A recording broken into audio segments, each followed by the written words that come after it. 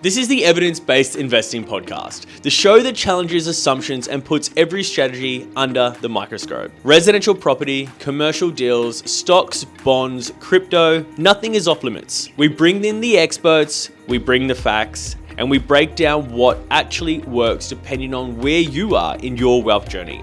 If you want hype, this isn't your podcast. If you want the truth, well then welcome aboard. The information in this podcast is for educational purposes only and does not constitute financial, tax, or legal advice. We discuss general investment concepts and share case studies, but your personal situation may be different. Always consult a qualified financial advisor before making any investment decisions. Past performance is not indicative of future results. Welcome to the Evidence-Based Investing Podcast, powered by Retain Property. I'm your host, Luke Ryan, and today we are going to go through the negotiation process, dealing with real estate agents, the do's, the don'ts, some of the tactics that you need to look out for. Now, a lot of people don't know this about me, but I come from a background in retail. I'm still a shareholder to this day of a couple of retail stores in the tech industry. And during my time there, I had done a lot of sales training. I'd put my staff through a lot of sales training, spending tens of thousands of dollars.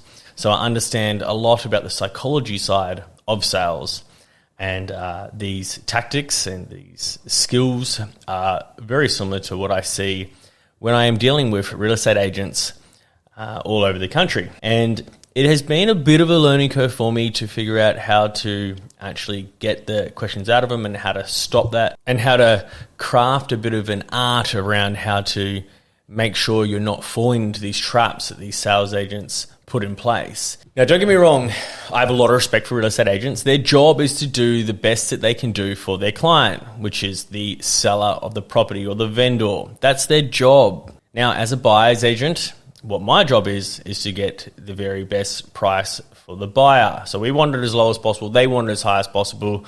They have their training in place and they've got their tactics to be able to do the best thing by their client. And this is where the value of a really good buyer's agent, if you don't have skills in sales or negotiation, can pay off tenfold. I've seen many people pay well and truly over and above market value for properties, but I actually have seen buyer's agents do the same too. So we're going to dive into a lot of that at the moment. But I will say from the very start, there is not one strategy. I will give you some examples today of the conversations that I often have with real estate agents, but it's just not as black and white as that. You've got to build rapport with the agent. You've got to understand who that agent is. You've got to understand your market. You've got to understand the asset, okay? It is an art. It is not a science. The first thing that you need to do is understand the market at a suburb level. Now, what I mean by this is obviously you've gone through a process now where you have you've worked out what your finance is, you've worked out what your strategy is, and you've got to a point where you have got your suburb shortlist. You might have a selection of 1, 2, 3, 5 more suburbs that you're looking to buy in, that you think that there is the assets in those suburbs that are going to suit your long-term goals. But when you're talking about the actual suburb level itself, it's really important to make quite a lot of phone calls at the start, speak to a lot of agents. You can look at the days on market, but the days on market is only going to cover all of the houses in the area or all of the units in the area or all of the houses and units in the area. But there is certain assets where there is a lot of scarcity about them. In other words, they're very hard to replicate. There's not many, 4-bedroom, 2-bathroom homes on 700 square meters of a pool, for example. So it might get really specific like that. So you need to actually make those phone calls to understand what the days on market is for a property like that. How hot are they? How many people are looking for them? How much buyer competition is there for the specific asset that you are going after? You want to then understand a little bit more about the asset, so the cost to replicate. If I was to go buy a property that was 4-bedroom, 2-bathroom on 700 square meters with a pool, what's the actual cost to replicate that? And are you better off going and buying a 3-bedroom, 2-bathroom house on 700 square meters without a pool, adding a bedroom and adding a pool? What's it going to cost to get you to that same level? Once you understand that, you can pick what sort of asset that you actually want to go after, but you can also keep that in the back of your mind when you're going through the negotiation process. The first conversation that you have with the agent is super important. You can get so much information out of them, and within the first 5 to 10 minutes, you'll be amazed how far down the line you can get on a deal. And one of the most important things is treating the agent with respect. So it's likely that it might not be the first phone call that you've ever had with them. So make sure that when you are doing the ringing around at the start and getting your understanding of the market, that you're getting back to them promptly. If you say that you're going to do something, do it. Make sure that you give the agent feedback. They love feedback. Even if you're not going to purchase the property, you want to give them some feedback to say, look, I liked this about it, I liked this about it, but there was, the second bedroom was a little bit small and it's just not going to work out for my needs. And the reason why the agents like that is that they can take that feedback back to their client and help them in the negotiation process as well. They can give them the feedback, this is what people are saying, and therefore we may need to change our price. They want that. But you really need to build the rapport with them, okay? Even if they don't treat you with the respect and you think that they are blowing wind up your ass and they're lying to you, you don't do the same thing back to them. And this is all actually leads into how you can often get pre-market opportunities from the agents as well, by building that relationship. The next thing that you want to do after that is understand the vendor's situation. So straight away, you want to understand, why are they selling the home? Have they got another property that they've already got a deposit down on? They need to move quickly. Are they in financial stress? Is there no real reason for them to buy it? This will help you craft your offer and the timing of it. So for example, if they had already got a purchase on another property and they need to move really quickly, then you need to move really quickly. You want to try and stitch up that deal and have an offer or have a contract to them before even the first open home. If you can control the deal at that point, you'll have less competition and you know that they want to move quickly. And that doesn't mean that you go in there and you lowball them, but it does mean that you have a better opportunity of getting it slightly below market value. And the reason why I say you don't go in there and lowball them is because if they just reject the offer and then it goes to the first open for inspection, you've now got lots of buyers competition. So you've got to do it strategically and you've got to understand what the current situation is. You also need to understand what sort of terms that they want, whether they want a short settlement or a long settlement. There is so much that you can pick up during this conversation that will help you move strategically to try and work in with the vendor to make the deal very easy for them and work in with what their other situation is, whatever it may be. If the vendor, however, came back to you and said, they just want the highest price. This is just an investment property. They don't really mind when they're going to sell it.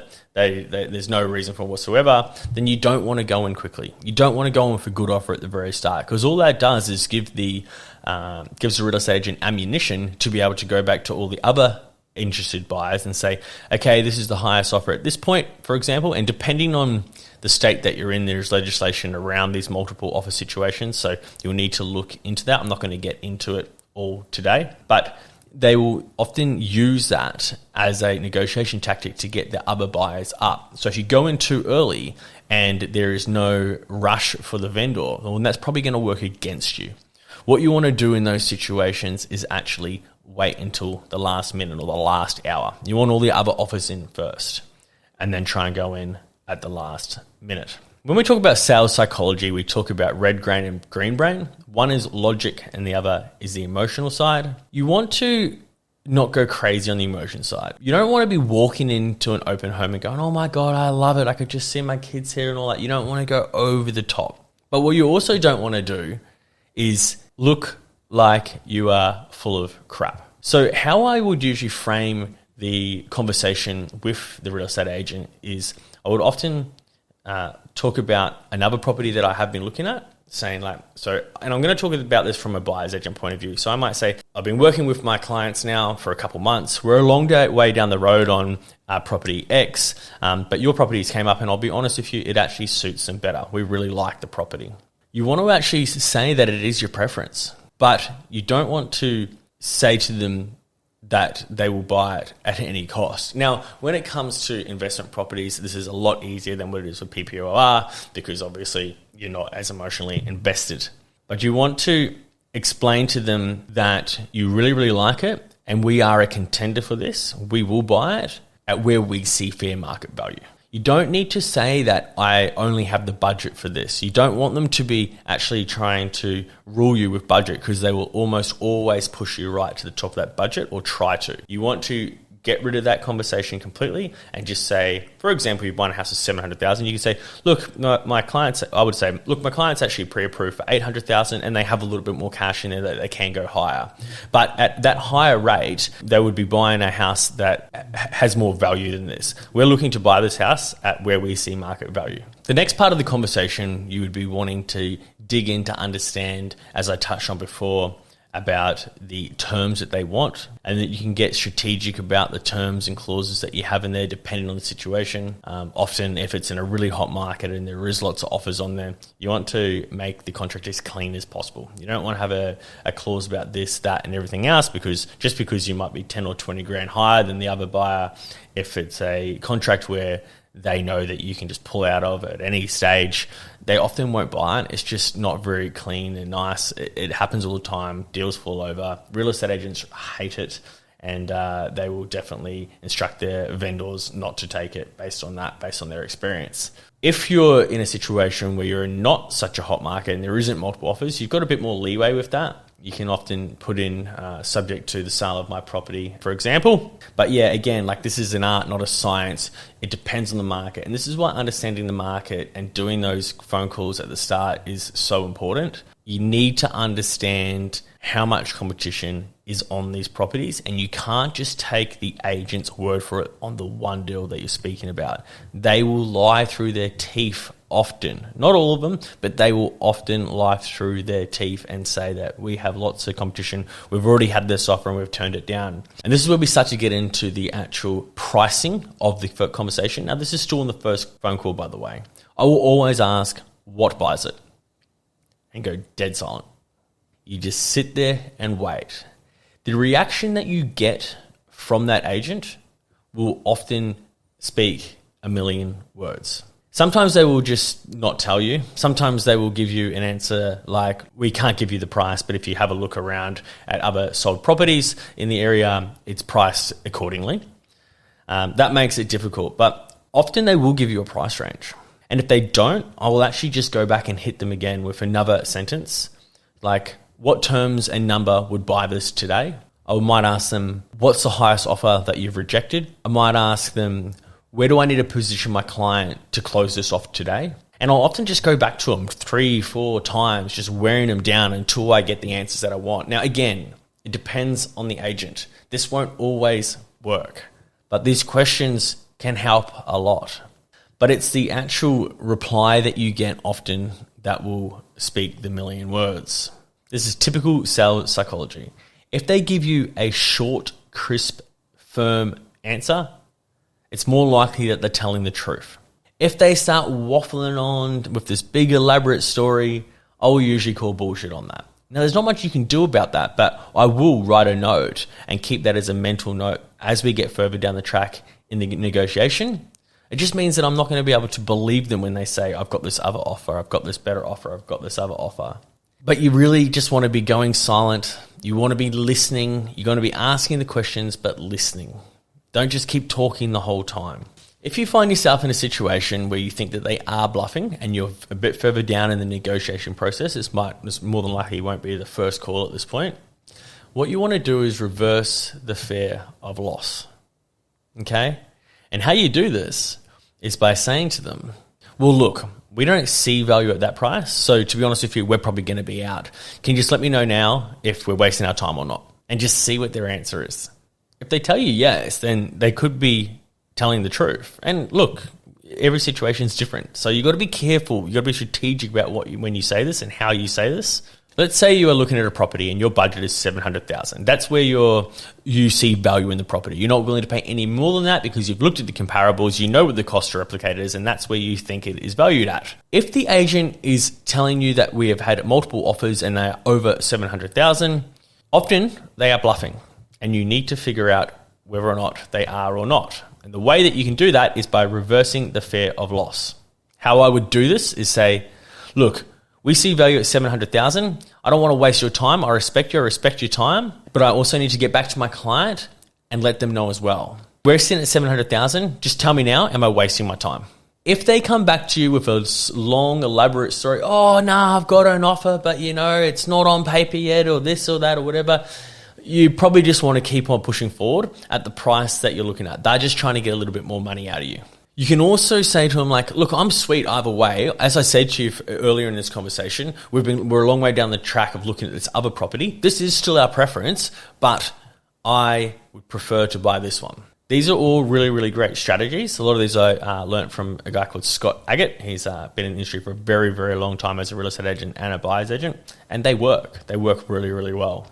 And that gets on to another point, which I should have touched on earlier. When you're speaking to the real estate agent in the first phone call, and they say what their vendor's preferences are, for example, if they say to you, look, they're looking for a long settlement, don't just say, oh, that's great, we can do that too, or we're happy with that. Use that as a way to negotiate. So for example, what I would say is going, look, we're really looking to have a settlement of 30 days, but that's okay. Let's not let that blow the deal up. So you're framing it as a negative and you're happy to work with them on it. So that's something that they have to give in the negotiation in return because you've already given on one point. Little tricks like that go a long, long way. So everything that we've spoken about so far has been in regards to private treaty, so your typical sort of sale for a real estate agent, but there is also auction bidding, which is another form of buying a property I'm sure you are all aware of. Auction bidding is a hard one, and there is only so much strategy that you can put in place, but there is definitely a few things to look out for. First one I want to touch on is vendor bidding. So vendor bidding is when the real estate agent or the auctioneer actually puts in a vendor bid. Now, the rules around this and the regulations are different from one state to the next. But basically, they can say, and we're going to put a vendor bid in at $1 million, for example. But if you're not onto it, the way that the auctioneer will say it will be quickly and often to the untrained eye won't even realize that it is. Okay, so make sure you're listening intently. They do this for a couple of reasons. They might be only one person left in the room that they're negotiating back and forward with, and they're just trying to get them up a little bit to either get them to the reserve or just to get a little bit more out of them, full stop. The other reason that they do it is because they might do it right before they close off the auction that hasn't got to reserve. And the reason being is that when people ring back up and they ask how the auction went, they want to say that the auction was turned in at X amount of dollars. That is at a higher rate than what the actual highest bidder bidded, just so that any negotiations moving forward is from a higher level. So look, you've got to be very, very careful of that. The other thing that you've got to look out for is the underquoting. So depending on, again, the state that you're in, this may or may not be relevant. Like in Queensland, for example, we're not allowed to put an auction guide at all. But in New South Wales and Victoria, for example, underquoting is a real thing. And what I mean by underquoting is that the real value of the house, it might be $900,000 and they've got a price range of $750,000 to $800,000. Why do they do that? They do that to actually bring more people into the room. They want more people going to that auction. So I've sold houses before. I've dealt with real estate agents. They've told me how this works. And I've also got some very good friends that are real estate agents. So I know all about this. If you ring up to go to an auction and they will ask you where you see value or should I come, if they say to them, look, I think that it's worth $750,000, they'll say, yeah, look, come along to the auction, you should be there on auction day, you've got a real chance of winning it, even if you don't. Why? The more people standing at the auction, the more competition it creates, the more likely it is to sell at a higher price. So be wary of that. Now, if you are a sophisticated investor and you understand how to value property, you would know just to not basically look at the price guide. It's not worth the piece of paper that it's written on.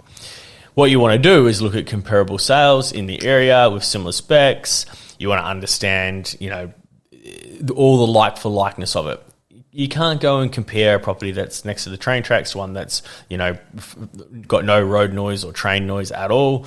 But once you understand how to value property, you would just put your own value on it, right? One of the auction bidding tactics that I have seen work quite well is you might go to an auction and there is 30 people there. And the price guide, as I said, was $700,000 to $750,000, and the real value is, say, $850,000, for example.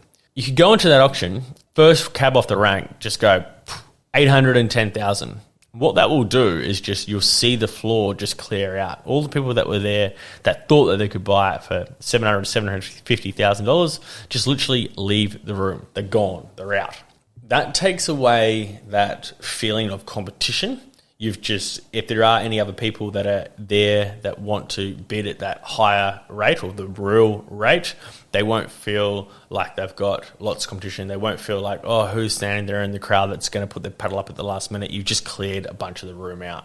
So that is a really good tactic that can work in auctioning. The other thing is when I get to the auction, you want to stand at the back of the room and you want to actually tell the real estate agents that, hey, I just want to be here on my own. I'm going to be on the phone speaking to my partner, or in my case, I'll say I'm speaking to my client. Please don't come and speak to me throughout the auction process. I want peace and quiet. Because the real estate agents will come around and they will work you. They will try and get you up more and more and more. You don't want that. You just want to go in there with a clear game plan. Know where you want to buy it at, know where your cutoff is, and stick to it. The emotion at an auction will often get people paying much more than what they were really willing to pay. Look at it logically. $1,000, $2,000 maybe, but look, just get a budget, understand where you're at, have a cutoff, and stick to it with logic if you're going to go down that route. Okay, guys, so I wanted to keep this podcast short and sweet. I think the negotiation part is very, very hard, and it's not something that you're going to be able to really listen to one podcast to and perfect it. This is the part of the puzzle where often it is worth having a professional or a friend or a family member that does know what they're doing help you out. I have seen some horror stories where, at the end of an auction, they close the auction off and they negotiate with the buyer and get them up another $50,000 or $60,000 because they're so emotionally connected. And I've stood there, I've seen it happen. Sometimes it is worth paying a professional for this part of the puzzle, and you don't need to necessarily pay a buyer's agent a full service fee to do this. If you're going to an auction for a place that you can get them for $1,000 or something like that to come and negotiate for you on your behalf. You just want to understand this process because it can cost you 20, 30, 40, 50, hundreds of thousands of dollars. If you're not comfortable doing it, it's worth paying a professional. I know that spending $1,000 with a professional when you're going to an auction and you actually don't even know if you're going to buy it can be hard to stomach, especially because often it is just the highest bidder wins. You're going to get there, you might pay the $1,000 for the professional to help you out. You had your absolute cutoff at $800,000. Myself for $830,000, which was more than what you're willing to pay in the first place. Look, that's just the way that auctions work. It's actually the way that any negotiation works. The highest bidder will win, but often you don't want to be that person where you're already the highest bidder at $800,000 and they get you up to $850,000 when the vendor was actually all along going to take $800,000. It happens more than what you think. Just to recap, guys, this is an art, not a science. First thing you want to do is understand the suburb. You want to understand the market of the actual asset itself. You want to understand the value of the asset. You want to understand the scarcity of it, and you want to understand how much buyer competition there is for that particular asset in that particular suburb. You want to understand the vendor situation. Why are they selling? How quickly do they want to sell? What is the preference for their terms? You want to be able to build good rapport with the agent. Ideally, it would be good if you've already had conversations with them in the past about other properties. You want to go into a property already speaking about another property, whether or not it's actually just a tactic that you want to use against a real estate agent, because I can assure you they're using them against you, or whether or not it's legit, it doesn't really matter. But make sure you actually are calling up about that other property and you are doing some due diligence on that, so that if they do get their bullshit filter out on you, you've got the answers for them too. You want to say that you do like the property and it does tick your boxes and you are willing to buy it and you are a real buyer and you are pre-approved and it is well within your budget, providing you can buy it at where we see value. You want to match the speed of how quickly you work to what the deal entails, to what the vendor wants.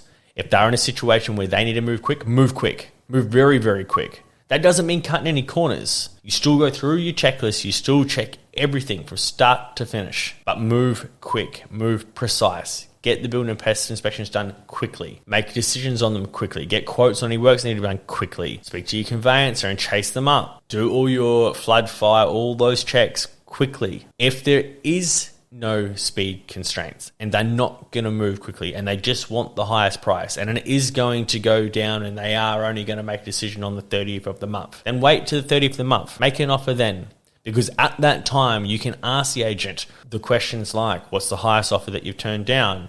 What buys it? Now, you won't always get the answers, and sometimes there are some legalities around this where they actually cannot, but there is no point putting an offer in early if they're going to just use that as a negotiation tactic for them to get your competition up high in the bids. Make sure you go silent when you ask the questions. The power is in the silence.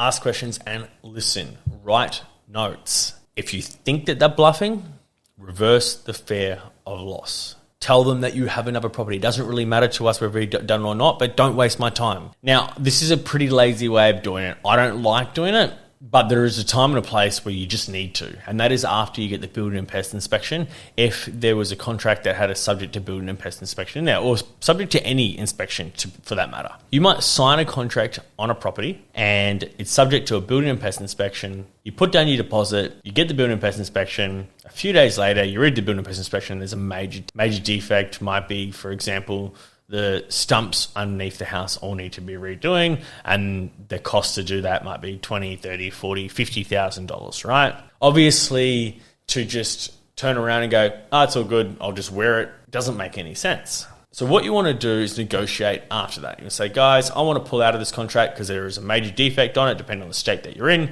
You often have the right to pull out of the contract, get your deposit returned, and move on and go to the next property. But you don't need to just do that. You can say, all right, guys, I'm happy to move forward. I'm going to go get a quote and I want that negotiated off the price. Now, you can go and get a bunch of different quotes and then possibly go and do the works yourself or find a cheaper quote to make yourself a little bit of money, right? That's a possibility of something that you can do. You might also be able to negotiate the $50,000 off the price, for example, but then leave it for a little while, because it's not something that needs to be done right away. You can still rent it. It still meets minimum rental standards. It's not actually any concern. It's just a maintenance item that will need to be done in the future. So it might get you in a situation where you can keep a little bit more of your capital to then go and roll that into another deal, or you might be able to use it on a different part of the house for a renovation, for example, to add a bedroom or something like that, which can add extra value. You want to make sure that you understand how this works from a finance piece, because if you just negotiate $50,000 off the price, you might not be able to go and easily go and finance that $50,000 to go and do that. So that's a conversation you definitely need to have with your mortgage broker. Don't just negotiate $50,000 off the price if you were going to loan 90% of that and then find yourself in a situation where the property doesn't meet minimum rental standards and you need to come up with $50,000 in cash. You can't get the loan to go and do it. That's a big one. Make sure you're talking to your finance broker or your mortgage broker about that. Nonetheless, this is a strategy that you need to think about. You can either get them to do the works for you, you can get the money taken off the deal, or you can just blow the contract up completely, or you can negotiate something in between. Okay, just when you get your building and pest, don't just say that's the be all end all, I've got to get out. Have the conversation with the building and pest inspector, understand what actually needs to be done.